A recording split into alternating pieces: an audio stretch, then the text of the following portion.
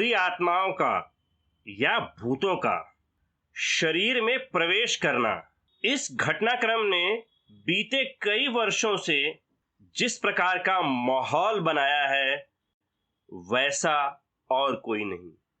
क्या वास्तविकता है? क्या सही में किसी व्यक्ति को भूत पकड़ता है? और क्या होता है जब किसी व्यक्ति का पूरा व्यवहार ही बदल जाता है? अच्छे अच्छे लोगों को सोचने पर यह मजबूर कर देता है कि हाँ, वास्तव में भूतों का वजूद होता है। मगर हकीकत में क्या है और आज का वर्तमान विज्ञान इसे कैसे परिभाषित करता है, इस विषय का हमारे समाज के लिए जानना बेहद महत्वपूर्ण है। इन्हीं विषयों का सिलसिलेवार कथानक, विश्लेषण, संपूर्ण निदान, इन सभी बिंदुओं पर हम आगे इसे क्रमशः विशेष में देखेंगे। थोड़ा सा यह वीडियो लंबा बनने वाला है, लेकिन यह निश्चित है कि भूतों के संदर्भ में आपकी विचारधारा को समझने में यह पूरी तरह से मदद करेगा। और यदि आप वास्तव में भूतों के अस्तित्व को समझना चाहते हैं तो इसे कृपया अंत तक पूरी सावधानी से सुने। इसे एक कथानक के माध्यम से समझते हैं। हंसता खेलता परिवार सपना का था। 3 साल की उसकी प्यारी सी बिटिया थी। सपना के पति एक बड़ी नामी कंपनी में मैनेजर थे। सास ससुर भी साथ ही रहा करते थे। सपना की पूरी दिनचर्या भागम भाग में ही बीतती थी। सुबह जल्दी उसके पति अपने दफ्तर के लिए निकलते थे तो जल्दी उठकर उनके लिए नाश्ता बनाना, टिफिन बना कर देना, छोटी बिटिया का ख्याल रखना, सास ससुर के लिए चाय, नाश्ता, खाना बनाना। कैसे उसका दिन बीत जाता था उसे भी पता नहीं था। सपना स्वभाव की बेहद शर्मीली थी। बहुत कम ही वह बोलती थी, मगर सभी का ध्यान रखना, उनको अपना समझना, अपने सास ससुर को भी माँ बाप की तरह प्यार करना, यह उसकी खूबी थी। उसके पति को भी सपना बेहद पसंद थे। जरा सी बात पर सपना का शर्माना पति को अच्छा लगता था। वे उससे अक्सर मजाक किया करते थे। सपना हालांकि बेहद शर्मीली थी, मगर वह अपने पति द्वारा किए गए मजाक से बेहद प्रसन्न होती थी। सपना के पति भी जानते थे कि सपना पूरे घर का ख्याल रखती है। सब कुछ सामान्य चलता, मगर कभी कभी सपना के पति को सपना का एक व्यवहार खटकता था। कभी कभार सपना के पति सपना के करीब जाते, जैसे मानो काम करते करते या सपना बर्तन धो रही होती, तभी वह अचानक रुक जाती और अपनी पति को घूरने लगती। मगर कुछ ही सेकंड में वह सामान्य हो जाती और जब सपना के पति पूछते कि क्या हुआ है, तब सपना कहती कुछ भी तो नहीं। सपना के पति पूछते कि क्यों, क्या हुआ, तुम मुझे इस तरह से घूर क्यों रही हो? सपना साफ साफ मना कर देती, नहीं, मैं क्यों आपको घूरूंगी। सपना के पति को लगता कि कहीं सपना उनसे मजाक तो नहीं कर रही है, और यह सब कुछ सेकंड का रहता, इसलिए सपना के पति भी ध्यान नहीं देते। ऐसा जब से शादी हुई थी तब से कई बार हुआ था, मगर यह इतने छोटे समय के लिए होता था कि उसका ठीक से पता नहीं चलता। एक दिन रविवार का दिन था। सपना किचन में काम कर रही थी। तभी सपना के पति ने सपना को पीछे से अपनी बाहों में पकड़ लिया और कहा, आज का मौसम ठंडा है, चाय पकौड़ी बना दो तो मजा आ जाए। तेरी नौकरानी हूं जो तुझे चाय पकौड़ी बनाकर दूं। बड़ी भारी आवाज थी। यह कुछ मर्दाना आवाज लग रही थी। सपना के पति हड़बड़ा उठे कि कौन बोला। यह जानने की उत्सुकता हुई, क्योंकि यह सपना की आवाज नहीं थी। और फिर सपना ने पलटकर जोर से अपने पति को दूर ढकेला और बोली, बहुत मजा लेना है तो खुद ही बना ले।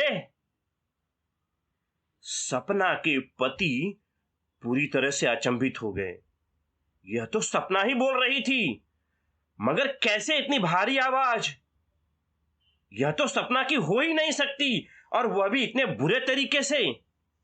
सपना ने आज तक इस प्रकार से उनसे बात नहीं की थी। सपना के इस बुरे तरीके के बर्ताव को वो देख ही रहे थे। तभी सपना बहुत बुरी तरीके से अपने पति को घूरने लगी। यह उसका घूरना ठीक उसी प्रकार का था जैसा कि पहले कभी कभी सपना घूरा करती थी। उसके पति चिल्लाए, सपना सपना क्या हो गया है तुम्हें? सपना कुछ सेकंडों के लिए रुकी और अचानक उसका घूरना बंद हो गया। वह सामान्य हो गई और बोली, क्या हुआ? किसे हुआ? सपना के पति ने सपना से कहा कि सपना तुम किस तरह से बात कर रही थी? कैसे बोल रही थी? इतनी बुरी तरह से डांटा क्यों तुमने मुझे? सपना अनजानी सी बनी रही, बोली, क्या बोल रहे हैं? कहां डांटा मैंने आपको? आप फिर से मजाक कर रहे हैं। सपना के पति के मन में शंका हुई कि कहीं सपना ने तो मजाक नहीं शुरू कर दिया। मगर यह मजाक नहीं था, क्योंकि सपना ने जिस तरीके से बात की थी वह तरीका बेहद बुरा था। सपना तो ऐसे बात ही नहीं कर सकती। उन्होंने कहा कि मैंने तुमसे चाय पकौड़ी बनाने के लिए कहा, मगर तुमने बोला तेरी नौकरानी हूं जो तुझे चाय पकौड़ी बनाकर दूं। सपना हंसने लगी और बोली, अब मजाक बस करो। मैंने क्या आज तक आपसे इस तरीके से बात की है? आपको चाय पकौड़ी ही खाना है तो बैठिए, मैं कुछ ही समय में बनाकर देती हूं। सपना के पति का चाय पकौड़ी का नशा उतर चुका था। उन्हें अभी भी लग रहा था कि सपना कहीं मजाक तो नहीं कर रही है, मगर वह यह नहीं समझ पा रहे थे कि सपना अपने मजाक को स्वीकार क्यों नहीं कर रही। वह साफ साफ मुकर रही है कि ऐसा उसने कुछ कहा ही नहीं। वे बैठे बैठे सपना को देखते रहे। थोड़े समय में सपना ने स्वादिष्ट चाय पकौड़ी बनाकर अपने पति के सामने परोसा, मगर सपना के पति की तो घिघी ही बंद गई थी। सपना पूरी तरह से सामान्य लग रही थी, मगर सपना ने जिस तरीके से बात की वह कुछ अजीब था। और सपना मना क्यों कर रही थी कि उसने इस तरीके से क्यों बात की थी, कुछ समझ नहीं आ रहा था। थक हार कर उन्होंने इस बात को वहीं पर छोड़ दिया। वैसे तो सपना का व्यवहार पूरी तरह सामान्य था, जैसे कि और दिनों में वह रहा करती थी। एक रविवार का ही दिन था जब सपना के पति घर पर रहा करते थे। बाकी दिन तो वे सुबह से शाम तक दफ्तर में ही रहते। फिर से एक दिन सपना के पति शाम को अपने दफ्तर से घर लौटे तो उन्होंने देखा कि उनके घर की खिड़की के पास एक छोटा सा कमरा था। उसमें एक कुर्सी, एक जाड़ी लंबी रस्सी, कुछ रुमाल, कपड़े और पास में ही दो भारी डंडे रखे हुए मिले। इनको उस तरीके से रखने के तरीके ने सपना के पति को फिर से अचंभे में डाल दिया। किसने रखा? उन्होंने सपना को बुलाया और पूछा, यह सामान किसका है और इस तरीके से क्यों रखा है? सपना अनजान ही बनी रही और कहा, पता नहीं किसने रखा है, मैंने तो नहीं रखा। सपना के पति ने अपने मां बाप को बुलाया और उनसे पूछा कि ये रस्सियां, डंडे यहां पर इस प्रकार से किसने रखा है? उनके मां बाप ने कहा कि उन्हें पता नहीं, उन्होंने नहीं रखा। तो फिर किसने रखा? उनकी बच्ची तो केवल 3 साल की है, तो ऐसा भी नहीं है कि उसने रखा। फिर किसने रखा? सब मना कर रहे हैं। आखिर यह सब उड़कर तो यहां पर नहीं आ गया? अब सपना के पति को यह सब परेशान कर रहा था। आखिर क्या हो रहा था? कैसे जाने? काफी कोशिश करने के बाद भी सपना के पति यह पता करने में असफल रहे कि ये सामान इस तरीके से उस कमरे में कैसे गए। एक दिन रात के समय घर के सभी लोग खाने की टेबल पर बैठे हुए थे। सपना गर्मा गर्म रोटियां सेक सेक कर सबको दे रही थी। लोग खाने का मजा उठा रहे थे। खाने वालों की भूख ज्यादा थी और रोटियां कम। तभी सास ने एक रोटी मांगी। सपना गर्मा गर्म रोटी प्लेट में लेकर सास के करीब पहुंची और रुक गई, ठहर गई और सास को घूरने लगी।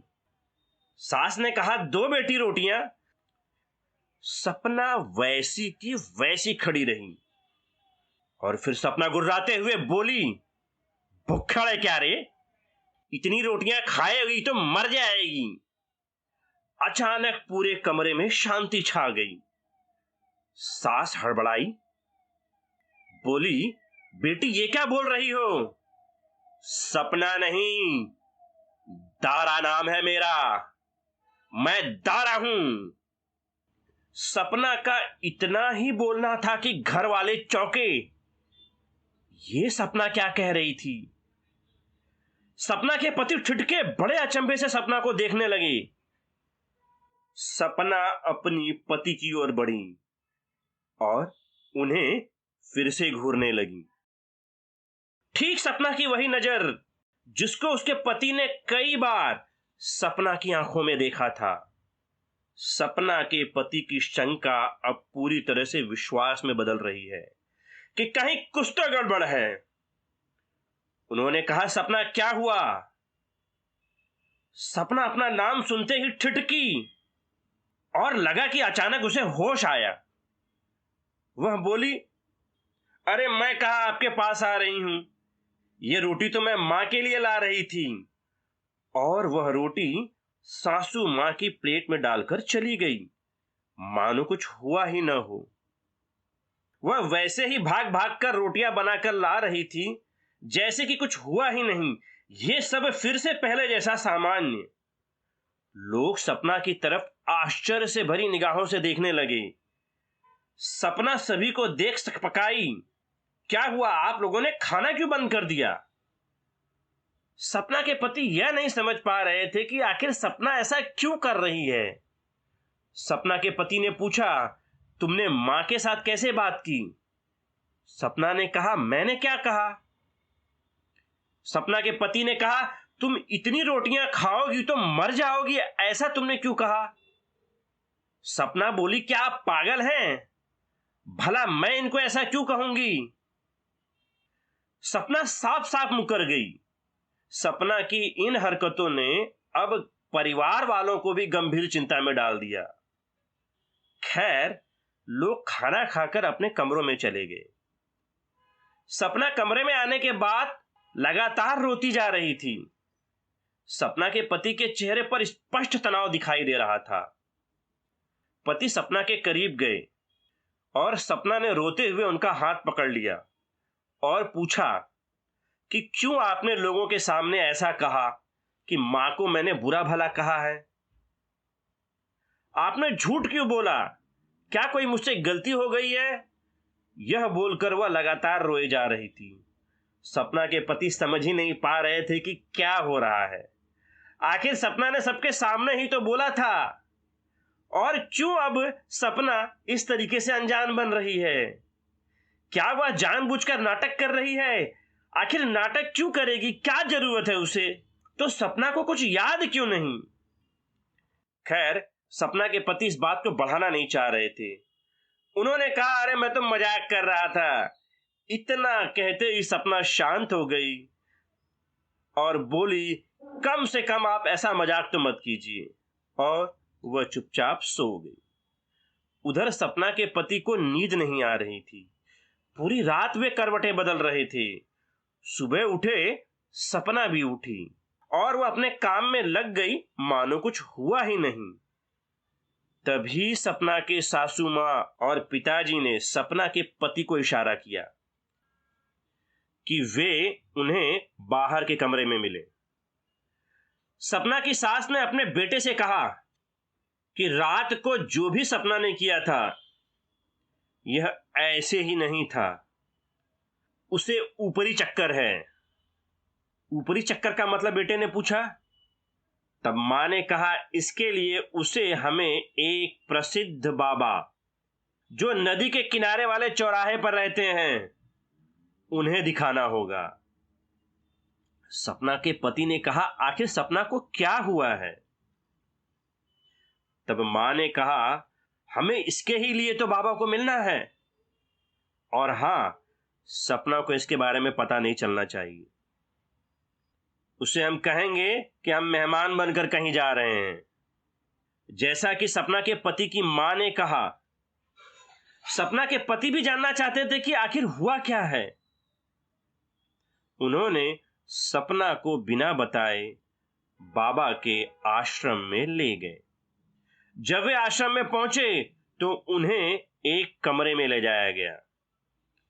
कमरे में बाबा बैठे थे। उन्होंने इशारे से एक कोने में उन्हें बैठने के लिए कहा। वहां का परिवेश सपना को अजीब लग रहा था। सपना की सास बाबा के करीब गई और उनका पैर छूकर वहीं बैठ गई। तभी बाबा ने इशारा किया। एक व्यक्ति आया और सपना की आंखों में पट्टी बांधने का प्रयास करने लगा। यह सब देख सपना उसे रोकने लगी और बड़ी अचरज भरी निगाहों से अपने पति को देखने लगी। सपना की सास ने हाथ से सपना के हाथों को रोका और उस व्यक्ति ने सपना के आंखों पर पट्टी बांध दी। सपना के पति को यह सब देख बड़ा ही अजीब लग रहा था, मगर वह भी तो आखिर क्या करते। वे भी तो सपना की भलाई चाहते थे। सपना के अंदर उधेड़-बुन चलती रही कि क्या हो रहा है, मगर वह अपने दबे हुए स्वभाव के कारण सबका विरोध न कर सकी। बाबा बोले, चल अब आजा, आजा, तू छुप नहीं सकता, निकल। सपना के पति को यह सब देखकर बड़ा खराब लगा कि आखिर बाबा ऐसे कैसे सपना से बात कर सकते हैं। मगर ये क्या, सपना के शरीर का हाव भाव बदल गया। सपना गुर्राई। तभी बाबा ने आंखों की पट्टी को खोलने का इशारा किया। सपना बाबा को घूरने लगी। ठीक वही नजर, वही हाव भाव जिसको सपना के पति ने सपना की निगाहों में कई बार देखा था। बाबा बोले, कौन है तू? सपना केवल बाबा को घूरती रही, कुछ जवाब नहीं देती। बाबा बार बार पूछते, कौन है तू, बोल। मगर लगातार सपना बाबा को घूरते ही जा रही थी। अंत में बाबा ने सपना के गालों पर थप्पड़ से मारा और बोला, बोल बोल, तू कौन है। मगर सपना लगातार बाबा को घूर रही थी और फिर लगता कि सपना कुछ बोलने का प्रयास कर रही है, मगर वह कुछ बोल नहीं पा रही थी। बाबा लगातार सपना के गालों को पीटते रहे और पूछते रहे, कौन है, बोल, तू कौन है। सपना के कई प्रयासों के बाद सपना के मुंह से शब्द निकला, दारा। बाबा बोले, तो तू दारा है, आदमी है, औरत? सपना को देखकर लगता था कि वह कुछ बोलने का प्रयास कर रही है, मगर वह बोल ही नहीं पा रही है। काफी प्रयास के बाद बोली, आदमी। फिर बाबा बोले, जिंदा है या मर गई? बाबा के सवालों का काफी प्रयास करने के बाद भी सपना ठीक से बोल नहीं पा रही थी। बाबा कई सवाल पूछते, कब से पकड़ा है, क्यों पकड़ा है, तूने क्या नुकसान किया है, अब भाग जा यहां से। ये सभी सवालों पर सपना मानो बोलना चाहती है, मगर कुछ बोल नहीं पा रही थी। बाबा झल्लाहट में केवल सपना के गालों पर थप्पड़ बरसाते। तभी सपना शिथिल पड़कर पीठ के बल गिर पड़ी। थोड़े समय के बाद वह शांत हो गई और आंखें खोली। आसपास देखा और फिर से अपने कपड़े ठीक करने लगी। फिर बाबा बोले कि इसे भूत ने पकड़ लिया है। उसका नाम दारा है और इसने सपना की जबान भी काट ली है, जिस कारण वह ठीक से बात नहीं कर पा रही है। काफी समय लगेगा इसे ठीक होने में। कई बार आप लोगों को यहां आना होगा। इसका भूत बहुत भारी है। अनुष्ठान करने होंगे, खर्चा भी आप लोगों का होगा। सपना का परिवार पैसे से संपन्न था और इसी को देखकर बाबा ने हर बार आने के लिए अनुष्ठान के नाम पर 8,000 रुपए मांगे। कहा बहुत सारे ऊपरी अनुष्ठान करने होंगे। ये घटनाक्रम देखकर परिवार वालों के पास में कोई शब्द ही ना बचे। सासू मां भी मान गई, बस हाथ जोड़कर बाबा से कहा कि हां, सपना को ठीक कर दो, नहीं तो मेरा परिवार उजड़ जाएगा। तभी सपना के पति ने बाबा से पूछा कि क्या सपना को इसके बारे में पता है? बाबा ने कहा नहीं, सपना को कुछ भी नहीं पता है। खैर 8,000 रुपए जमा करने के बाद वे घर पर लौट आए। घर पर आने के बाद सपना ने अपने पति से पूछा कि बाबा ऐसा क्यों कह रहे थे और वहां पर हुआ क्या था। सपना के पति ने कहा कि तुम्हारे ऊपर ऊपरी आत्मा का साया है, मगर तुम चिंता मत करो, तुम ठीक हो जाओगी। सपना बोली कृपया आप मुझे साफ साफ बताइए क्या हुआ है। थोड़े समय चुप रहने के बाद सपना के पति ने कहा कि क्या सपना तुम्हें कुछ भी नहीं पता है कि तुम्हारे साथ क्या होता है? वही तो मैं जानना चाहती हूं, क्या हो रहा है मेरे साथ? मुझे कुछ भी नहीं पता, सपना बोली। और उसने अपने पति के पैरों में गिरकर निवेदन किया कि वह उसे साफ साफ बताए कि उसे क्या हुआ है। तब सपना के पति ने कहा कि बाबा ने बताया है कि तुम्हारे शरीर में दारा नाम की प्रेत आत्मा है। सपना बड़े अचंभे में बोली क्या कह रहे हैं आप? यह सब झूठ है, मेरे अंदर कोई दारा नाम की आत्मा नहीं है। सपना के पति बोले चिंता न करो, सब ठीक हो जाएगा। सपना को भी कुछ समझ में नहीं आ रहा था कि उस बाबा ने ऐसा क्यों कहा है। अब वह भारी तनाव में रहने लगी। घर के संबंधों में एक बड़ा ही अजीब परिवर्तन होने लगा था और वह था सासू मां और सपना के बीच संबंधों का तनाव। सासू मां ने सपना को अपशब्दों से कोसना शुरू कर दिया। जहां पहले सास बहू में थोड़ा अनबन रहती ही है, वैसा ही सपना और उसकी सास में था, जिसे सामान्य कहा जा सकता था, मगर इस कारण ने इसे और खराब करना शुरू कर दिया। सपना की सास सपना को ताना मारती कि कहां से यह लड़की उनकी बहू बन गई, इसने तो उसके बेटे के परिवार का नाश ही कर दिया, पता नहीं यह भूत क्या क्या नुकसान करेगा। यह सब सुन सपना अंदर से बेहद दुखी होती, मन मसोट कर रह जाती। उसके पति बीच बचाव करने की कोशिश करते, मगर परिस्थितियों के सामने वे भी लाचार थे। किसी स्त्री के बारे में यह धारणा कि उसे भूत ने पकड़ा हुआ है और उसके बारे में लोगों की अपमानजनक राय। अब सपना कुछ कुछ इस प्रकार की परिस्थितियों से गुजरने लगी। जैसे कि हर हफ्ते बाबा के पास में जाने का वादा किया था, सासू मां ने अगले हफ्ते फिर सपना को लेकर परिवार सहित बाबा के पास पहुंचे। बाबा पिछली बार की तरह सपना की आंखों पर पट्टी बांध दिया और दारा को बाहर आने का आदेश देते, मगर दारा जैसे ही ऊपर आता सपना का हाव भाव सब कुछ बदल जाता। बाबा उसके ऊपर प्रश्नों की बौछार कर देते, कब से है तू, क्या चाहिए तुझे, क्यों है यहां पर? सपना इस प्रकार की परिस्थितियों में ठीक से नहीं बोल पाती। बाबा जवाब निकलवाने के लिए उसके गालों को पीटते। कई मशक्कतों के बाद सपना के मुंह से निकला कि जब सपना 12 साल की थी तब से दारा ने उसे पकड़ा है। यह सब सपना के पति के लिए सहज न था। वे सपना से बेहद प्यार करते थे, कोई सपना के साथ इस तरीके से बर्ताव करे, यह सब उनके लिए किसी प्रकार से कबूल न था। मगर वह बेहद लाचार थे। बाबा सपना के साथ बड़ी बुरी तरह से पेश आते थे। सपना ऐसी अवस्था में कुछ कहने का प्रयास जरूर करती, मगर वह बहुत कुछ बोल न पाती। कुछ एक शब्द मुश्किल से निकलता। बाबा सपना से उगलवाने के लिए उसे जमकर थप्पड़ों से पीटते। अंत में सपना थक कर गिर जाती। और फिर बाबा ने पिछली बार की तरह 8,000 रुपए लिए और फिर से अगले हफ्ते में आने के लिए कह दिया। अब तो सपना की सास को नई बात पता चली कि इस भूत ने सपना को जब वह 12 साल की थी तब से पकड़ा है।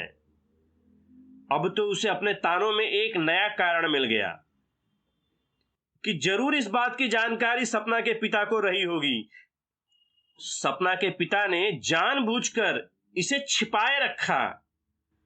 उन्होंने शादी के नाम पर धोखा दिया। यह सब सपना की सास सपना और घर वालों के सामने ही कहती। सपना इस प्रकार के तालों से बेहद बुरी स्थिति में चली गई। वह अपने को कलंकिनी समझती, पूरे दिन बस रोती रहती। वैसे तो अब भी घर का सारा काम वही करती, मगर वह लगातार दुखी रहती। उसके पति भी समझ नहीं पा रहे थे कि वे सपना की सहायता कैसे करें। सपना बेहद गहरे मानसिक तनाव के दौर से गुजर रही थी। अब लगातार हर हफ्ते उस बाबा के यहां पर जाने का सिलसिला शुरू हो गया। वह बाबा ढेर सारे सवाल पूछता। सवालों का जवाब न मिल पाने की वजह से वह सपना को थप्पड़ों से पीटता। यह सिलसिला लगातार अगले 3 हफ्तों तक चला। मतलब बाबा के पास वे 5 बार जा चुके थे और हर बार बाबा ने उनसे 8,000 रुपए लिए और अगले हफ्ते आने के लिए कह देते। इधर सपना के दिमागी तनाव बेहद बुरे दौर से गुजर रहे थे। उसकी सास दिन में कम से कम एक बार तो सपना को जरूर बुरा भला कहती, बड़ी अपमानजनक शब्दों का इस्तेमाल करती। सपना तो वैसे ही दबी हुई शर्मीली स्वभाव की थी। वह कुछ भी जवाब नहीं देती। यही कारण था कि उसकी सास सपना को बहुत कुछ सुनाती। सपना और उसके पति बीच बचाव करते, मगर सपना की सास बड़ी बदतमीजी से सपना के साथ पेश आती। सपना पूरा दिन सुबकती और सारा समय अपने को कोसती रहती कि मैं ही बुरी हूं जिसने उनके परिवार को बर्बाद कर दिया है। तभी एक दिन शाम को परिवार वाले सभी सदस्य एक कमरे में बैठे हुए थे। सपना घर का काम कर रही थी। सपना की सास ने अनायास सपना को देखकर ताना मारना शुरू कर दिया। पता नहीं मनहूस कब ठीक होगी। क्या कहेंगे लोग, हमारे घर में भूत रहते हैं, कितना पैसा बर्बाद कर रही है, इसके बाप ने हमें बेवकूफ बनाया है, अपने घर की परेशानी हमारे सर पे डाल दी। यह सब सपना सुन ही रही थी। तभी अचानक सपना खड़ी हो गई और वह धीरे धीरे अपनी सास की तरफ आने लगी। उसकी सास बकबक किए जा रही थी। जैसे ही सपना अपनी सास के करीब पहुंची, वैसे ही एक जोरदार थप्पड़ अपनी सास के गाल पर रसीद कर दिया। थप्पड़ इतना जोरदार था कि सपना की सास जमीन पर गिर पड़ी। सपना फिर भारी आवाज में बोली, चुप चुप, कितनी बार समझाया है, मत इतना बोला कर। जब देखो तेरी जबान कैंची की तरह चलती है, पटर पटर बोलती रहती है। अब एक शब्द बोला तो तेरी जुबान खींच लूंगा। तू अभी राम नारायण को नहीं जानती। सपना की सास हतप्रभ हो गई। अचंभित होकर सपना को देखती रही। ये कौन आ गया सपना के शरीर में? राम नारायण? ये तो सपना के सास के पिता का नाम था। वे भी सपना की सास को जब वह छोटी थी तब ऐसे ही डांटा करते थे, मगर उनको तो मरे 2 साल हो गए।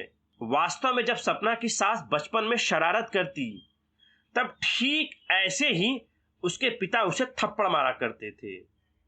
तो क्या सपना की सास के पिता राम नारायण की आत्मा अब सपना के शरीर में प्रवेश कर गई?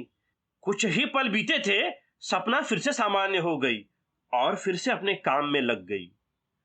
मगर सपना की सास को इतना जोर से थप्पड़ पड़ा था कि उसके होश ठिकाने आ गए। अब यहां पर वह क्या कहे? अब तक तो वह सपना को पराई आत्मा मानकर उसे कोस रही थी, मगर अब सपना के अंदर उसके पिता की ही आत्मा चली गई। अब उसे कैसे बुरा भला कहे? वह चुपचाप बैठ गई। पूरे कमरे का नजारा अजीब हो चला था। अब लोग किसे दोष दें? सपना को तो दोष दे ही नहीं सकते, आखिर राम नारायण की आत्मा का दोष है और वे तो स्वतः सपना की सास के पिता थे। अब इस नए घटनाक्रम ने इसे कुछ अजीब सा मोड़ दे दिया। सपना को इसका कुछ पता ही नहीं था। वह तो अपने काम में लग गई, मगर उसकी सास की हालत खराब हो गई। खैर, उन्होंने अब सपना को बुरा भला कहना छोड़ दिया। यहां पर सपना के पति अब एक नई परेशानी में पड़ गए। अब तक तो सपना को दारा के भूत ने पकड़ा था, अब इसे राम नारायण के भूत ने भी पकड़ लिया। इन सभी का सपना सहित पूरे परिवार पर बड़ा ही बुरा असर पड़ रहा था। नतीजन सपना के पति ने सपना को मनोचिकित्सक को दिखाने का निर्णय लिया। हालांकि इसका उनकी सास ने विरोध किया कि कहीं बाबा नाराज न हो जाएं कि किसी डॉक्टर को दिखा रहे हो और परिस्थिति और खराब न हो जाए। मगर सपना के पति ने कहा, वैसे भी अच्छी परिस्थिति कहां है। अब सपना को वे किसी अच्छे मनोचिकित्सक या डॉक्टर को दिखाएंगे। सपना के पति शहर के मशहूर मनोचिकित्सक के पास सपना को लेकर पहुंचे। मनोचिकित्सक डॉक्टर इस प्रकार की मनोचिकित्सा में काफी माहिर थे। उन्होंने सपना का इलाज शुरू किया। उन्होंने एक एक कर सारी जानकारी सपना के पति से ली।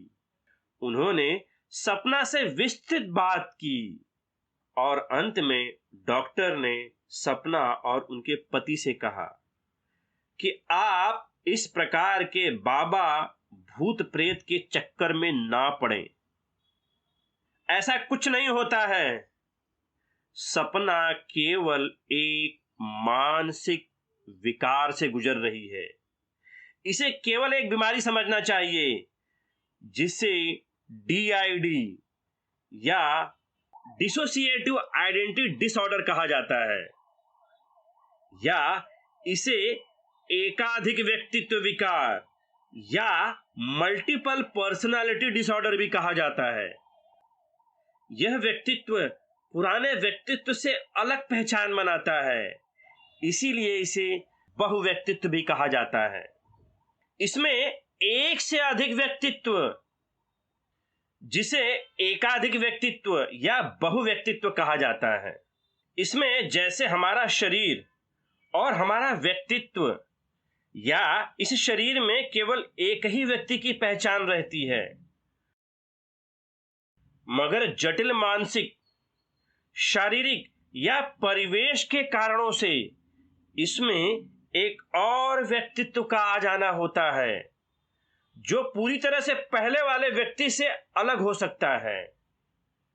उसकी आवाज, भाषा शैली, चाल ढाल, प्रतिक्रियाएं सब कुछ नई हो जाती हैं। ये केवल जटिल मानसिक बीमारियां हैं। इनका कोई भी संबंध भूत प्रेत, बुरी आत्मा, काली विद्या, मैली विद्या, जादू टोना या झाड़ फूक से नहीं होता है, बल्कि ये जटिल मानसिक विकारों के कारण विकसित होती हैं। तो सपना केवल मानसिक तरीके से बीमार है, और यदि बीमार व्यक्ति का सही इलाज हो तो वह पूरी तरह से ठीक हो सकता है। यह सब सुनकर सपना के पति को बहुत सुकून मिला। सपना तो वहां पर रोते हुए ही जा रही थी। उसे डॉक्टर की इस बात से बहुत राहत हुई कि जहां सपना को दोषी माना जा रहा था या उसे कलंकिनी समझ रहे थे, वैसा कुछ नहीं है। तो सपना ठीक कैसे होगी? सपना के पति ने डॉक्टर से पूछा। डॉक्टर ने कहा, हमें सबसे पहले सपना को समझने का प्रयास करेंगे कि आखिर किस वजह से डीआईडी या मल्टीपल पर्सनालिटी डिसऑर्डर का यह शिकार हो रही है। हमें पूरी तरह से सपना के जीवन को समझना होगा। इन सभी जानकारियों को हम अपनी पुस्तक में नोट करेंगे और उनके कारणों का सही विश्लेषण कर बता पाएंगे कि वास्तव में ऐसा क्यों हुआ है।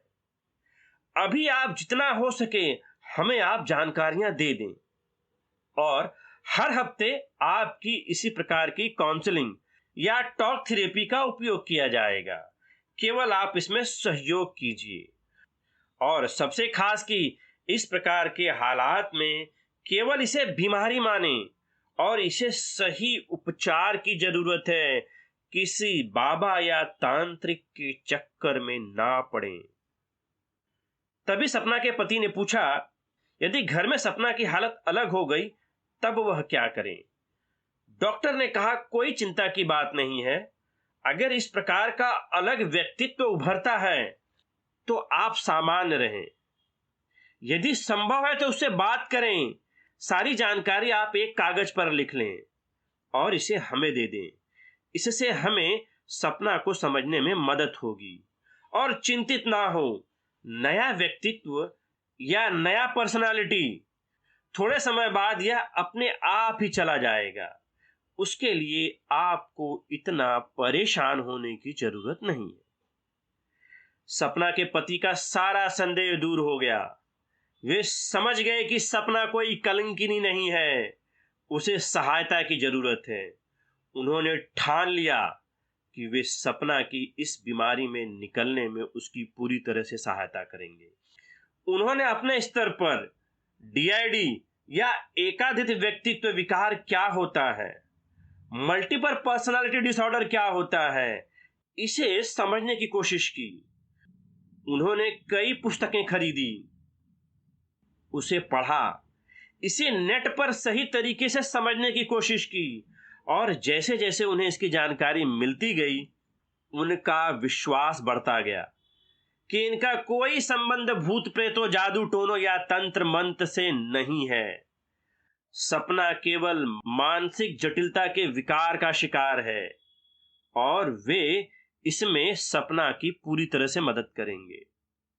सपना वैसे तो बेहद शर्मीली, शांत व दबी हुई व्यवहार की महिला थी। इस कारण डॉक्टरों को भी सपना के जीवन से जुड़े महत्वपूर्ण जानकारियां मिलने पर परेशानी हो रही थी।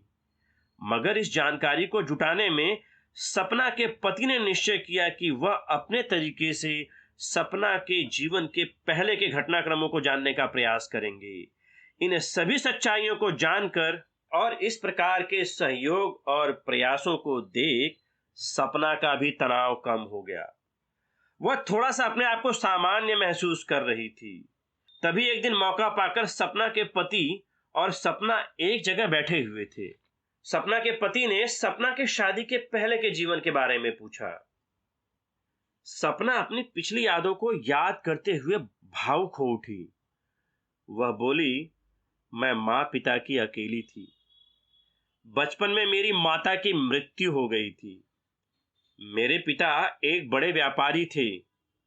उनका अधिकतर समय घर से बाहर ही बीतता। घर में अकेली होने के कारण मेरे पिता मुझे पास के उनके चचेरे भाई थे उनके पास छोड़ जाया करते। मुझे बचपन से ही मां और पिता का प्यार नहीं मिला।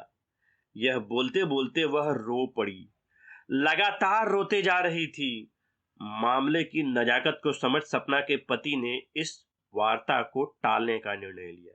सपना के पति ने इस डॉक्टरी सलाह के चक्कर में सपना को जो बाबा के पास ले जाने का वादा किया था वह छूट गया। सपना की सास उन्हें बार बार याद दिलाती। एक दिन सपना के पति और उनकी मां यानी सपना की सास में बहस शुरू हो गई। सपना के पति की कोई रुचि नहीं थी। वे बोले, इसे आराम तो हो ही नहीं रहा, क्या फायदा हर बार बुलाकर व्यर्थ में ही बाबा पैसे ले लेते हैं। सपना की सास बोली, पागल हो गए हो? कहीं सपना के भूतों ने नुकसान पहुंचाना शुरू कर दिया तो उसे अभी बाबा के पास ले चलो। तभी सपना यह सब सुन उनके पास आई और उसे इस तरह से पास आता हुआ देख सपना की सांस फिर ठिठकी। पास आते ही सपना के हाव भाव बदल चुके थे। सपना कुछ मर्दाना आवाज में चिल्लाई, फिर तेरी चिक चिक शुरू हो गई। पिछली बार का थप्पड़ याद नहीं है, लगता है फिर से एक थप्पड़ लगाना पड़ेगा।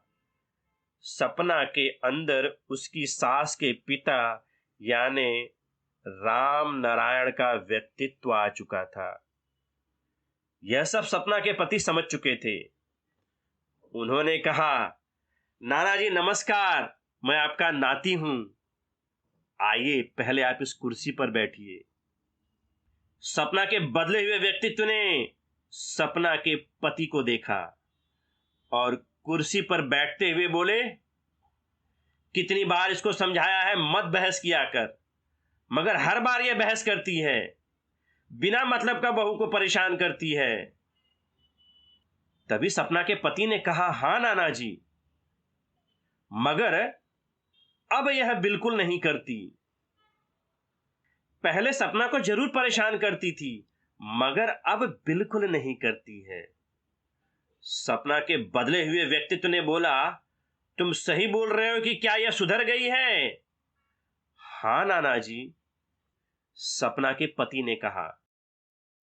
अब आपके नाराज होने की कोई आवश्यकता नहीं।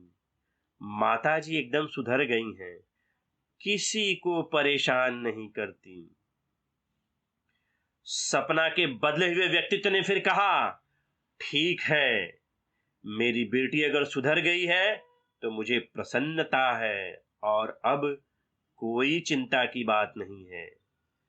सपना के पति ने पूछा, नाना जी, आप सपना के बारे में क्या जानते हैं? आखिर क्या हुआ है उसे? सपना के बदले हुए व्यक्तित्व ने कहा, हां, सपना एक बड़ी अच्छी लड़की है। इसके अंदर एक दारा नाम की आत्मा है। खैर, इन सबसे मुझे क्या, मैं तो केवल मेरी बेटी को सुधारने आया था। अब यह सुधर गई तो मेरा काम क्या। इतना कहना ही था कि सपना सामान्य हो गई। वह कुर्सी से उठी और अपने कमरे में चली गई। इस सभी घटनाक्रम की विस्तृत जानकारी सपना के पति ने डॉक्टर को दी, मगर सपना की सास अपनी जिद पर अड़ी रही कि सपना को बाबा के पास ले चलें। सपना की सास के जिद के सामने उसके पति की एक न चली और वे सपना को लेकर बाबा के पास पहुंचे। बाबा इस प्रकार से लेट आने से थोड़ा नाराज जरूर हुए, मगर उन्होंने फिर से वही पुरानी प्रक्रिया शुरू कर दी। सपना की आंखों पर पट्टी बांधकर उसे बिठा दिया और उस समय उस कमरे में और भी इस प्रकार के कई मरीज थे। बाबा सबसे इसी तरीके से बात करते, कौन है तू, कब पकड़ा है तूने इसे, क्या चाहता है। बाबा ऐसे ही लोगों से बात करते। वैसे ये नजारा यदि कोई देखेगा तो पहली नजर में हर कोई डरकर विश्वास कर लेगा, क्योंकि भूतों का खेल आपके आंखों के सामने हो रहा है। आखिर कैसे कोई इनकार कर सकता था। मगर सपना के पति ने इस प्रकार की घटनाक्रमों को मेडिकल के सहारे पूरी तरह से समझ लिया था। बाबा के प्रश्नों में मानो मरीजों की कोई जानकारी नहीं निकाल रहे थे, बस वे केवल मरीज के रिश्तेदारों को विश्वास दिलाना चाह रहे थे कि जैसा बाबा चाहते हैं वैसा भूत करता है। खैर, सपना का नंबर आया। बाबा बोले, बोल तू कैसे छोड़ेगा सपना को, और सपना के आंखों की पट्टी खोलने के लिए कहा। सपना के आंखों की पट्टी खोलने के बाद भी सपना सामान्य बनी रही और बोली, बाबा मैं सपना ही हूं।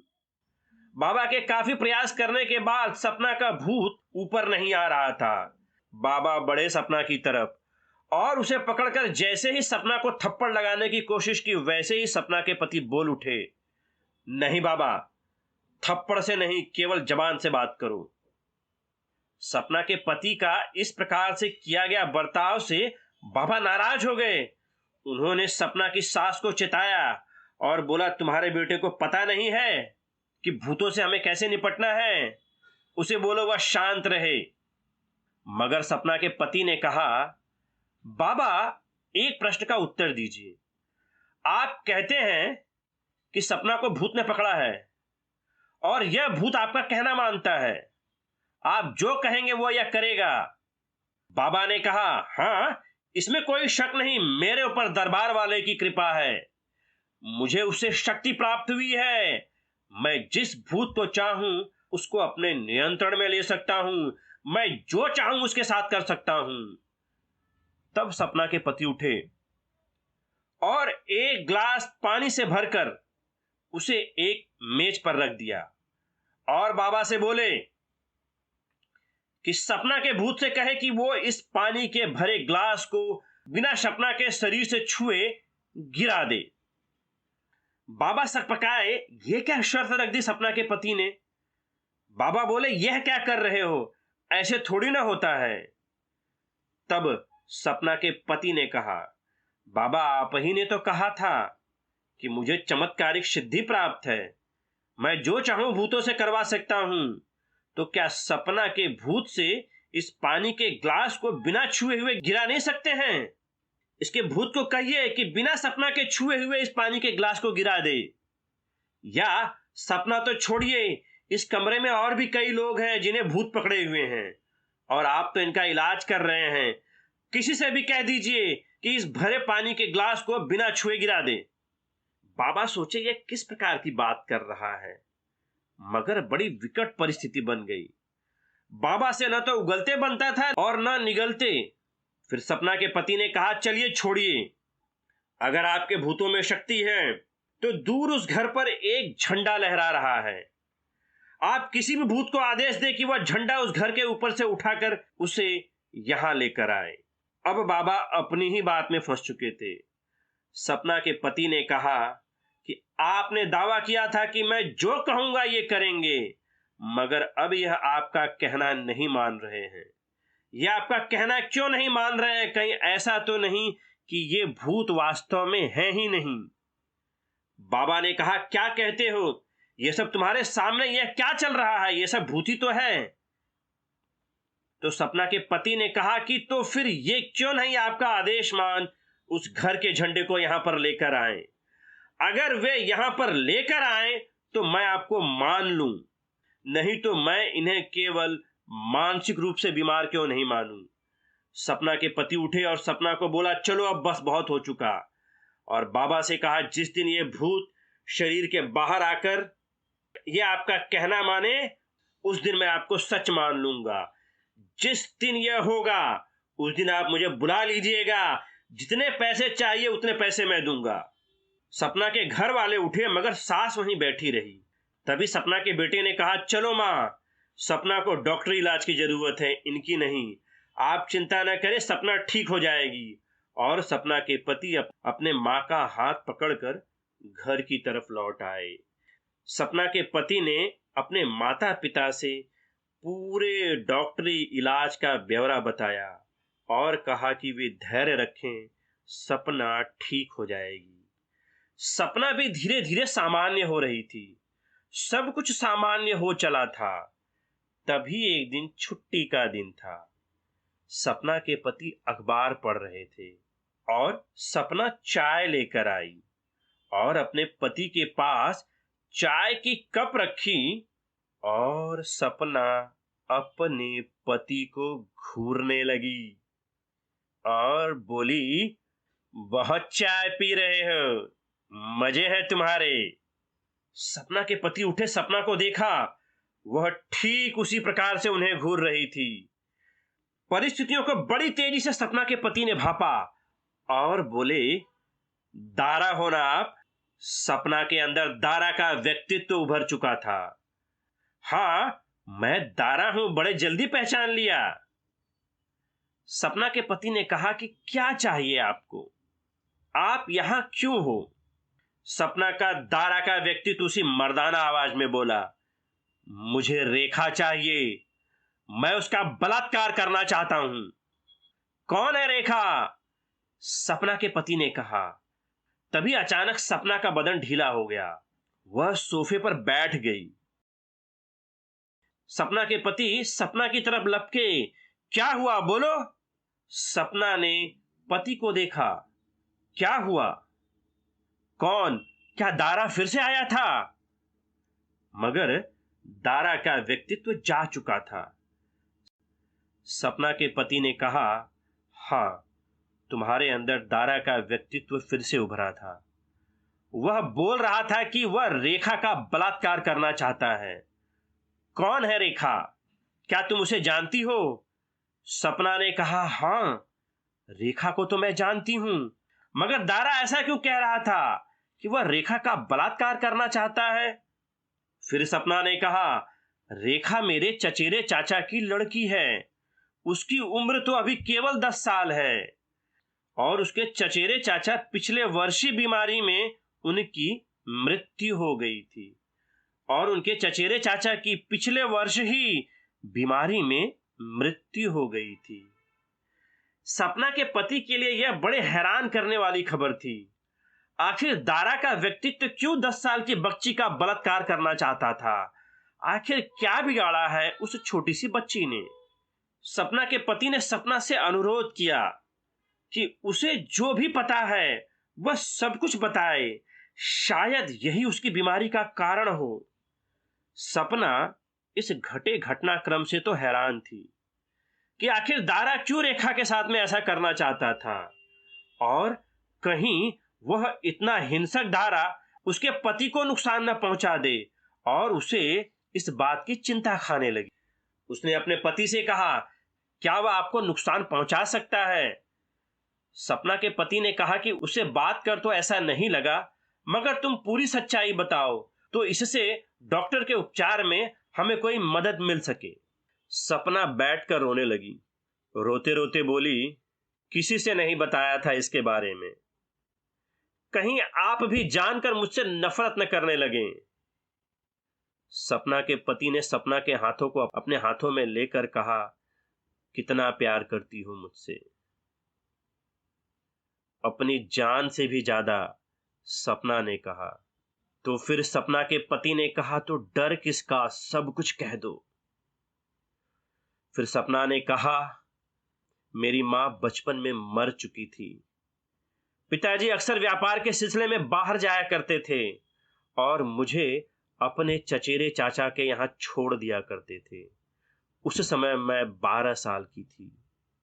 चचेरे चाचा रोज शाम को शराब पीकर आते थे। एक रात वे शराब के नशे में आए और मुझे एक कमरे में घसीटते हुए ले गए। मैं समझ ही नहीं पा रही थी कि वे मेरे साथ क्या कर रहे हैं। उन्होंने मेरा हाथ पैर बांध दिया, मेरे मुंह में कपड़ा ठूंस दिया ताकि मैं चिल्ला न सकूं, मेरे सारे कपड़े फाड़ डाले और उन्होंने मेरे साथ कुकर्म किया। उसने मेरा बलात्कार किया। सपना का इतना सुनना था कि सपना के पति ने सपना का हाथ दबाया, मगर अब सपना के अंदर का डर जा चुका था। वह बोली, दूसरे दिन होश आया। चाचा ने उसे धमकाया, बोलने लगे कि रात की घटना के बारे में अगर उसने किसी से बताया तो उसे वह फिर से भारी नुकसान पहुंचाएगा। फिर सपना आगे बोली, उसी शाम पिताजी लौटे। मैं बेहद डर गई थी। डर के मारे पिता से मैं कुछ न बोल सकी और फिर आगे मैंने भी चचेरे चाचा के यहां रुकने से मना कर दिया। यह घटनाक्रम तो गुजर गया, मगर इसने मेरे मन मस्तिष्क पर एक गहरा घाव कर दिया। मुझे मेरे शरीर से नफरत हो चली थी। मुझे मेरा शरीर ही गंदा लगता, मानो चाचा ने इसे नोचकर खराब कर दिया हो। चाचा की इस हरकत ने मुझे अंदर से असहाय बना दिया। उसने मुझे अभागिनी की तरह सोचने के लिए मजबूर कर दिया। घृणा हो गई थी मुझे अपने आप से। रह रहकर मैं केवल कुढ़ती, अंदर से छटपटाती, तड़पती। कितनी बर्बर हरकत की थी मेरे चाचा ने मेरे साथ। मेरा खून खौलता चाचा पर, मगर मैं लाचार थी। क्या करूं, किससे कहूं? मेरी लाचारी क्या कोई समझेगा? मेरी व्यथा 12 साल की छोटी बच्ची थी मैं। पूरा नर्क बना दिया था चाचा ने मेरी जिंदगी का। बार बार चाचा की हवस उसके नीच हाथ, उसकी गंदी हरकतें उसने अंदर से मुझे तड़पड़ा कर रख दिया था। यह बोलते बोलते सपना अपने पति के पैरों पर गिर पड़ी और बोली, सपना गंदी हो गई है, उसके चाचा ने उसे गंदा कर दिया है। सपना के पति भी इस पूरे घटनाक्रम को जानकर दुखी हो पड़े। उन्होंने सपना को उठाया और बोले, सपना, मैं तुमसे प्रेम करता हूं, तुम्हारे शरीर से नहीं। सपना को लगा कि यह घटनाक्रम जानकर शायद उनके पति उनसे नाराज हो जाएं, मगर यहां पर तो उल्टा ही हो गया। उसके पति अब भी यह सब जानने के बाद उसे उतना ही प्यार करते थे। फिर सपना के पति ने सपना से पूछा कि तुम दारा के बारे में क्या जानती हो? तुम्हें कब पता चला? और ये राम नारायण कैसे आए? सपना ने कहा, मुझे कुछ पता नहीं। ये आप लोगों से ही मुझे पता चला कि मेरे अंदर कोई दारा या राम नारायण का भी व्यक्तित्व मौजूद है। यह पूरी जानकारी लेकर सपना के पति सपना को लेकर मनोचिकित्सक डॉक्टर के पास पहुंचे।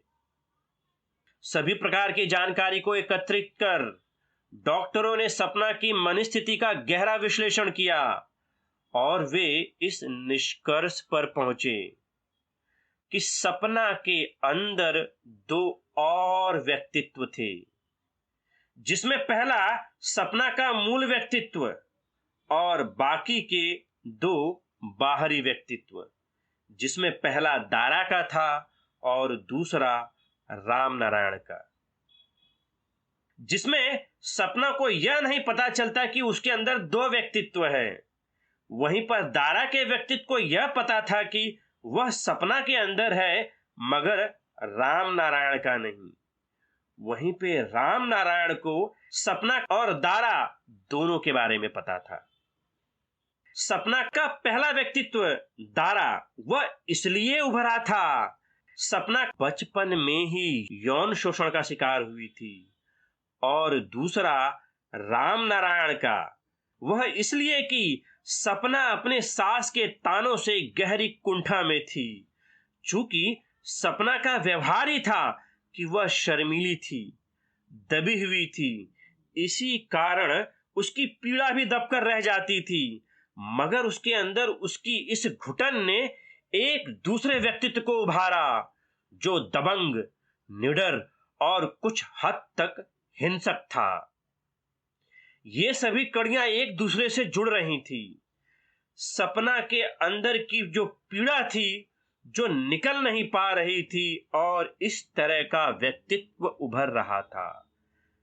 बचपन की सपना, जहां वह अपने आप को लाचार, असहाय, डर कर रहने वाली थी, जिस कारण उसके चाचा ने उसका शारीरिक शोषण किया। इसके परिणाम स्वरूप दारा का व्यक्तित्व एकदम उल्टा, मजबूत, निडर, निर्भीक, हिंसक। यह सपना की दबी हुई छटपटाहट ही थी जो इस रूप में उभर रही थी। मगर एक बात जो सपना के पति और डॉक्टरों को परेशान कर रही थी कि दारा का व्यक्तित्व क्यों उसके चाचा की बेटी रेखा के बलात्कार के लिए कह रहा था, यह समझ नहीं आ रहा था। सपना भी अब सारे घटनाक्रम को समझ रही थी कि क्या यह उसके चाचा से बदला लेने की वजह से तो यह नहीं हुआ। चाचा ने सपना के साथ में बुरा व्यवहार किया, तो कहीं चाचा को सबक सिखाने के लिए दारा रेखा का बलात्कार तो नहीं करना चाहता था। सपना ने कहा, मैं जरूर अपने चाचा को सबक सिखाना चाहती थी, मगर इस तरह से इसका मुझे पता नहीं। सपना के पति ने कहा, देखो, जो कुछ हो गया है वो हो गया। तुम्हारे चाचा अब नहीं रहे, अब उसकी बेटी रेखा का क्या दोष। फिर सपना बोली, चाचा को तो सबक मिलना ही चाहिए था। फिर सपना के पति बोले, जो हो गया सो हो गया, अतीत बीत चुका है। कोई नहीं चाहता कि जितना बुरा सपना के साथ हुआ है वह किसी के साथ हो। सपना के पति ने कहा कि हमारी भी 3 साल की बच्ची है और हम भी नहीं चाहते किसी के साथ इस प्रकार का बलात्कार हो। इसके लिए हमें अपने अतीत को भूलकर वर्तमान में ही जीना चाहिए। सपना के पति ने अपने चाचा को भूलने का अनुरोध किया। हालांकि सपना भी इन सबको समझ चुकी थी। वह इस घटनाक्रम से काफी हद तक उबर चुकी थी, मगर अब भी दारा का छोटी बच्ची रेखा के बारे में इस प्रकार के विचारों का स्पष्टीकरण सही तरीके से मिल नहीं पा रहा था। इसका पूरी तरह से जवाब तो दारा का व्यक्तित्व ही दे सकता था। डॉक्टरों ने सपना को एक कमरे में बिठाकर दारा के व्यक्तित्व को उभारने का प्रयास किया, मगर अब कोई भी व्यक्तित्व सपना के अंदर उभर ही नहीं रहा था। कई प्रयास करने के बाद मनोचिकित्सकों के समूह ने उसे छोड़ दिया। सपना अब पहले से बेहतर लगने लगी थी। वह खुलकर अपने पति से बात करती। उसके पति की इस प्रकार की सहायता ने अंदर से उसे मजबूत बना दिया। दिन गुजरने लगे। तभी एक रात को सपना और उसके पति सोने जा रहे थे। तभी फिर से सपना ठिठकी और अपने पति को घूरने लगी। सपना के पति उसे देखते ही समझ गए कि सपना के अंदर दारा का व्यक्तित्व उभर चुका है। वे शांत खड़े हो गए। तभी दारा का व्यक्तित्व सपना के अंदर से बोला, लाख कोशिश कर ले, मैं रेखा को नहीं छोड़ूंगा। मैं उसका बलात्कार करके रखूंगा। मैंने तो उसकी सारी तैयारी भी कर ली है। सपना के पति ने कहा, क्या तैयारी की है तुमने? सपना दारा का व्यक्तित्व सपना के पति को उस खिड़की के कमरे की तरफ ले गया, जहां पर एक कुर्सी रखी थी, एक बड़ी रस्सी रखी हुई थी, कुछ रुमाल और कपड़े भी रखे हुए थे। सपना का दारा का व्यक्तित्व बोला, मैं रेखा को उठा लाऊंगा, यहां पर उस कुर्सी से उसे बांधूंगा, यह रुमाल उसके मुंह में ठूसूंगा और उसका बलात्कार करूंगा। सपना के पति बोले, तुम्हें शर्म नहीं आती? एक 10 साल की बच्ची के साथ में ऐसी हरकत करोगे? दारा का व्यक्तित्व सपना के अंदर से दहाड़ता हुआ बोला कि उसके बाप को शर्म नहीं आई जब उसने सपना के साथ में यह हरकत की थी। यह बोलते बोलते दारा का व्यक्तित्व पूरी तरह से क्रोधित हो गया था। सपना के पति बोले, देखो, हमारी भी एक बेटी है और रेखा भी तो एक बेटी की तरह है। अब उसके चाचा भी मर चुके हैं और सपना यह भूल जाना चाहती है, तो तुम क्यों इतना परेशान हो रहे हो? सपना के अंदर दारा के व्यक्तित्व ने कहा, क्या सपना को अब कोई दुख नहीं है? सपना के पति ने कहा, नहीं, अब उसे किसी से शिकायत नहीं है। वह अपने अतीत को भूलना चाहती है। वह मुझसे प्रेम करती है। अब वह तो सारे अतीत को छोड़कर केवल मेरे साथ जीना चाहती है। अब उसे कोई दुख नहीं है। इतना कहते कहते फिर से सपना का शरीर ढीला पड़ चुका था। सपना के पति हैरान थे कि दारा के व्यक्तित्व ने रेखा का अपहरण करने की पूरी योजना बना ली थी। कुर्सी, रस्सी, रुमाल, सब कुछ। यह सब जानकारी लेकर वे फिर से सपना को लेकर डॉक्टरों के पास पहुंचे। डॉक्टरों ने सपना को सलाह दी कि वह अतीत से निकलकर वर्तमान में आए, अपने चाचा और उनकी बिटिया या रेखा को भूल जाए, वर्तमान में रहने की कोशिश करे, अपने पति, बच्ची और परिवार से प्यार करे और यदि कुछ परेशान करे तो अपने पति का सहयोग ले। सपना भी अंदर से मजबूत हो चुकी थी। उसने भी अतीत को भुलाकर वर्तमान में रहने का फैसला किया और सपना का सुखमय जीवन खुशियों की पटरी पर दौड़ पड़ा। इसके बाद सपना पूरी तरह से अलग अलग व्यक्तित्वों से मुक्त हो गई। तो अब इस घटनाक्रम में वैसे ही काफी कुछ स्पष्ट हो चुका है कि भूतों का पकड़ना यह कोई भूत प्रेतों से नहीं होता है, बल्कि इसे केवल एक जटिल मानसिक विकार के रूप में समझना चाहिए। वैसे जब यह घटनाक्रम किसी के सामने होता है तो यह लोगों को इतना अचंभे में डाल देता है, मानो एक व्यक्ति के अंदर दूसरा व्यक्ति आ जाता है।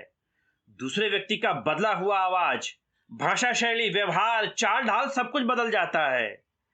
यह सब आपके सामने होता है। ये घटनाएं हजारों सालों से होती थी हमारे समाज में। इसका हमारे पास में कोई जवाब नहीं था। केवल इनका जवाब भूत प्रेतों, काली विद्या, मैली विद्या, जादू टोनों, शैतानी ताकत या जिन्नों या बुरी आत्माओं में ढूंढा जाता था। यह अकेला ही डीआईडी या एकाधिक व्यक्तित्व की बीमारी भूतों के अस्तित्व को साबित करने के लिए प्रत्यक्ष प्रमाण के रूप में बढ़ावा देती थी, क्योंकि जो भूतों का पकड़ना आपके सामने हो रहा है, कैसे इसे झुठला सकते थे। मगर 19वीं शताब्दी तक आधुनिक चिकित्सा की तरक्की ने इस प्रकार के मानसिक विकारों को काफी हद तक समझने में मदद की, और आज हमें इस प्रकार के विकार के बारे में काफी विश्वसनीय जानकारियां उपलब्ध हैं। और इस प्रकार के तंत्र मंत्र, शैतानी शक्तियों पर नियंत्रण करने वाले बाबाओं को इस प्रकार के मानसिक विकारों के बारे में पर्याप्त जानकारी नहीं होती है। मानसिक विकार कई प्रकार के हो सकते हैं।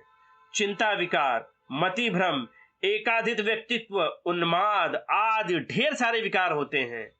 ये बाबा सभी लोग इन सभी प्रकार के मानसिक विकारों में एक ही रवैया अपनाते हैं। मानसिक विकारों से पीड़ित व्यक्ति कई प्रकार की मानसिक जटिलताएं लिए होता है। ये बाबा इनसे एक ही तरीके से बर्ताव करते हैं। एकाधिक व्यक्तित्व या बहुव्यक्तित्व के मामलों में बाबाओं का मरीजों के प्रति रवैया बेहद निचले स्तर का होता है। इस प्रकार के मरीजों से कौन है तू, कब पकड़ा है, कहां से आया, चल भाग जा, तू मुझे जानता नहीं है, इस प्रकार के शब्दों से मरीज का उपचार करना इसे सही नहीं माना जाता। कई बार अपनी बातों को सही ठहराने के लिए मरीजों को पीटना, उनकी बालों को घसीटना, उनके प्रति निर्दयता दिखाना कि मानो वे भूतों को पीट रहे हो। ऐसा कुछ नहीं होता कि कोई भूत प्रेत पीटा जाता है। पिटता तो बेचारा केवल मरीज है। एक तो वह पहले से बीमार, ऊपर से उसके साथ निंदनीय व्यवहार, यह मरीज को ठीक करने के बजाय उसे और बिगाड़ देता है। कई बार इस प्रकार के मानसिक विकारों का सही रूप में पहचाना यह भी एक चुनौती होती है कि इस मानसिक विकार को सही रूप में केवल मनोवैज्ञानिक या मनोचिकित्सक ही पहचान सकता है। ये बाबा या तांत्रिक, इनकी कोई पढ़ाई लिखाई तो होती नहीं है और ना ही वे इस प्रकार के जटिल मानसिक विकारों को समझने में सक्षम होते हैं। कई बार कोई महिला दावा करती है कि उसके अंदर कोई देवी आती है, खूब उछल कूद मचाती है। यदि कोई भक्त 500 रुपए का नोट दिखाता है तो वह देवी वाली महिला और कूदने लगती है। यह कोई डीआईडी या बहुव्यक्तित्व का उदाहरण नहीं है, यह तो पैसों के लिए एक नाटक किया जाता है। हालांकि एकाधिक व्यक्तित्व या बहुव्यक्तित्व या डीआईडी के लिए कोई स्थायी दवाइयां नहीं हैं। इसका मुख्य उपचार टॉक थेरेपी या सही काउंसलिंग के जरिए ही किया जाता है, और इसकी सही योग्यता इन बाबाओं में नहीं होती है और इन बाबाओं को केवल पैसे लूटना है। तो इस प्रकार की सही जानकारी केवल मनोचिकित्सकों या मनोवैज्ञानिक डॉक्टरों को ही रहती है। डीआईडी या एकाधिक व्यक्तित्व के कारण, पहला, कई प्रकार की दुर्घटनाएं भी मानसिक रूप से एकाधिक व्यक्तित्व को जन्म दे सकती हैं। दूसरा, बचपन में यौन शोषण, दर्दनाक अनुभव या गहरा तनाव, अपहरण, यातना या जबरदस्त मानसिक तनाव भी इनका कारण हो सकता है। तीसरा, अन्य कारणों में परिवेश भी एक महत्वपूर्ण कारण होता है। मरीज की तनावग्रस्त स्थिति और उसके परिवेश की वजह से भी इस प्रकार के व्यक्तित्व उभर सकते हैं। एकाधिक व्यक्तित्व या बहुव्यक्तित्व या डीआईडी की जटिलताएं, इसकी जटिलताओं में यह भी संभव है कि इसका अगर सही उपचार नहीं किया गया तो पहला, मरीज खुद को नुकसान पहुंचा सकता है, या अपने आप को काट सकता है। दूसरा, आत्मघाती विचार और व्यवहार उत्पन्न होने लगते हैं। तीसरा, यौन रोग होने की संभावना रहती है। चौथा, शराब या नशीले दवाइयों की लत भी लग सकती है। पांचवा, चिंता या अवसाद की स्थिति भी बन सकती है। छठा, कई व्यक्तित्व विकार, एक ही व्यक्ति में एक से अधिक व्यक्तियों का लगातार बढ़ना भी हो सकता है। सातवां, नींद न आना, बुरे स्वप्न, नींद में चलने सहित विकार भी उत्पन्न हो सकते हैं। आठवां, भूख का न लगना। नौवां, शरीर का बेहद कमजोर महसूस होना। दसवां, किसी भी काम पर ध्यान न केंद्रित कर पाना। और 11वां, मरीज के व्यवहार के कारण व्यक्तिगत संबंधों का खराब होना हो सकता है। इसके उपचार में सबसे प्रमुख विचारधारा में परिवर्तन। इस प्रकार की परिस्थिति में भूतों की विचारधारा को बदलना कि यह किसी भूत या बुरी आत्मा से नहीं होता है। जब आत्मा और भूत नहीं होते हैं तो इनका पकड़ना कैसा, यह केवल एक मनोविकार है, इसे इसी रूप में जानना चाहिए। और इस प्रकार की बीमारियों से जो लोग पीड़ित हैं या उनके रिश्तेदार, सबसे पहले नेट पर जाएं। इसके बारे में काफी कुछ उपलब्ध है। इस बीमारी को समझने का प्रयास करें कि किस तरीके से यह जटिल मानसिक परिस्थितियों में उत्पन्न होती है, और यह समझने का प्रयास करें और इस पर विश्वास करें कि यह कोई भूत प्रेतों से नहीं होता है, बल्कि एक ऐसी जटिल मानसिक अवस्था जो आगे चलकर बहुव्यक्तित्व के रूप में उभरती है, और इसे सही तरीके से जानकर इसका इलाज किया जा सकता है। दूसरा, किसी मनोचिकित्सक या मनोवैज्ञानिक से संपर्क करना जो सही तरीके से मरीज की मनोविकार की स्थिति का पता लगा सके और उसके अनुसार उसका उपचार कर सके। तीसरा, घर परिवार का सहयोगी रवैया, इसे केवल एक मानसिक विकार मानना, मरीज के साथ सौहार्दपूर्ण व्यवहार रखना। अब आगे देखेंगे कि तथागत बुद्ध के संदेशों में हमें कैसे इनसे मदद मिलती है। तथागत बुद्ध के संदेशों में स्पष्ट है कि वे अनात्मा का संदेश देते हैं, यानी आत्मा नहीं होती है। बुद्ध के शब्दों में आत्मा को मानना एक मिथ्या है, और यही सत्य आज प्रस्तुत हो रहा है। जब आत्मा नहीं तो बुरी आत्मा कैसे, भूत प्रेत कैसे, ये सब झूठे हैं। आत्मा, लोक, स्वर्ग, नरक, जन्नत, जहन्नुम, हेवन, हेल या ईश्वर जैसे विचारों को बुद्ध ने कभी भी नहीं स्वीकारा। बुद्ध का स्पष्ट मानना था कि ये विचार जीवन में केवल भटकाव को उत्पन्न करते हैं, अतः इनसे बचना चाहिए। यह संपूर्ण प्रकृति नियमों से चल रही है, इसे केवल प्रतीत्य समुत्पाद के नियम पर ही परिभाषित करना चाहिए। और अंत में सबसे महत्वपूर्ण कि इस प्रकार के मानसिक विकार जब व्यक्ति मानसिक रूप से कमजोर होने लगता है तब उभरता है। तो इसके लिए मानसिक रूप से सतिपट्ठान का नियमित अभ्यास करना। और इसी सिलसिले में संयुक्त निकाय के अम्बपाली वग्ग में कहते हैं कि 4 स्मृति प्रस्थान हैं: उद्योगशील, स्मृतिमान और संप्रज्ञानी बने रहे। काया में कायानुपश्यना, वेदनाओं में वेदनानुपश्यना, चित्तों में चित्तानुपश्यना और धर्मों में धर्मानुपश्यना करना। तो यहां पर विपश्यना के सहारे अपने काया की स्थिति, अपने वेदनाओं की स्थिति, अपने चित्त की स्थिति, अपने अंतर्मन की स्थिति, अपने गहरे मानसिक तनाव की स्थिति और सत्य को जानना। बुद्ध के संदेशों में स्मृति प्रस्थान यही प्रयास है कि जिसमें अपनी मानसिक अवस्थाओं का चिंतन किया जाता है, अपने चित्त की अवस्थाओं का चिंतन किया जाता है, उसे जाना जाता है कि वह किस प्रकार से प्रतिक्रियाएं करता है, और यह हमें सत्य का ज्ञान कराने में सहायक होता है। तो इस प्रकार तथागत बुद्ध का स्मृति प्रस्थान ध्यान साधना और विपश्यना सहायक होती है। धन्यवाद।